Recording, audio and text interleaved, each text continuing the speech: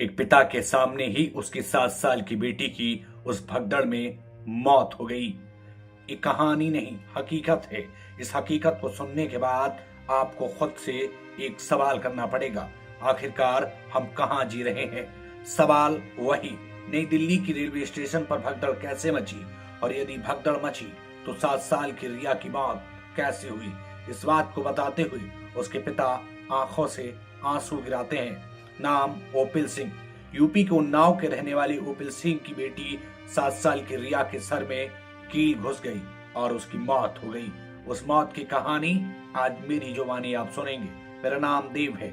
इस कहानी को सुनने और समझने से पहले आपको दिल्ली यानी नई दिल्ली के रेलवे स्टेशन पर पहुंचना पड़ेगा। चलिए बताते हैं हुआ क्या था। महाकुंभ जाने के लिए लोगों में होड़ है और महाकुंभ हर कोई पहुंच जाना चाहता है। नई दिल्ली का रेलवे स्टेशन शनिवार की रात थी, खचाखच भरा हुआ था, कदम रखने की जगह नहीं थी। हर कोई महाकुंभ पहुंच जाना चाहता था तो कोई बिहार चला जाना चाहता था। लेकिन अचानक इतनी भीड़ देखकर हर किसी के होश उड़ रहे थे। लेकिन सवाल फिर वही, प्रशासन की व्यवस्थाएं कहां थी। जब भीड़ हद से ज्यादा थी तो प्रशासन ने उन व्यवस्थाओं को क्यों नहीं लागू किया जो भीड़ को मैनेज कर सके। नई दिल्ली के रेलवे स्टेशन पर शाम से ही भीड़ जुटनी शुरू हो गई। प्लेटफॉर्म नंबर 13, 14, 15, 16 सब जगह पर अफरा तफरी जैसे माहौल रात के 9 बज 9:30 बजते बजते मच गए। हुआ क्या था, ओपिल सिंह उन्नाव के रहने वाले थे। दिल्ली में रहकर मजदूरी करते थे। अपने घर जाने के लिए अपनी पत्नी, अपने भाई और अपने बच्चों के साथ निकले थे। उनके साथ में उनकी 7 साल की बेटी रिया थी। ओपिल सिंह ने पत्रकारों को बताया कि वह अपने परिवार के साथ प्लेटफॉर्म नंबर 14 पर उतरे। जैसे ही उन्होंने देखा कि भीड़ बहुत ज्यादा है, परिवार के लोगों से बात की और उन्होंने कहा कि चलिए वापस चलते हैं, बच्चे साथ में हैं, सोने की जगह नहीं मिलेगी और फिर कभी चलेंगे। लेकिन कहते हैं कि होनी बलवान थी। उन्होंने कहा लगभग 5 से 6 हजार लोगों की भीड़। जब मैं वापस ओवरब्रिज की ओर चला तो 5 से 6 हजार लोगों की भीड़ और उससे गिरते हुए लोग, जिनमें से किसी ने मेरी बेटी को दबा दिया। मैं अपने परिवार के सदस्यों को बचाने की कोशिश करता रहा।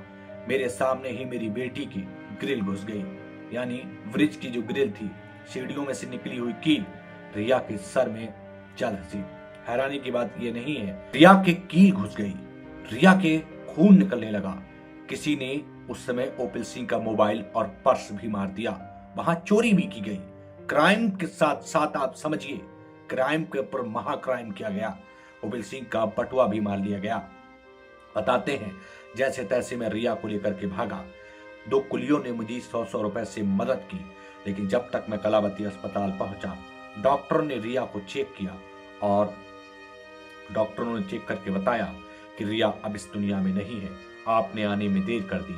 उन्होंने कहा ना एम्बुलेंस थी, ऑटो से मैं अपनी बेटी को लेकर के पहुंचा था। यदि समय से पहुंच जाता तो शायद आज हमारे सामने हमारी बेटी रिया होती। लेकिन उन्होंने एक सवाल किया, मानवता बिल्कुल मर चुकी है।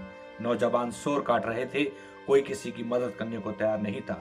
व्यवस्थाओं पर भी ओपिल सिंह सवाल खड़ा करते हैं। लेकिन इन सब के बीच जो आपको जानना चाहिए, उन्होंने कहा जो मिले 10 लाख रुपए हैं उनका क्या करूंगा। जिस बेटी की डोली उठानी थी अब उसको आग कैसे दूंगा। सवाल आपसे है, आप क्या कहना चाहेंगे? कमेंट कर अपनी राय जरूर दें।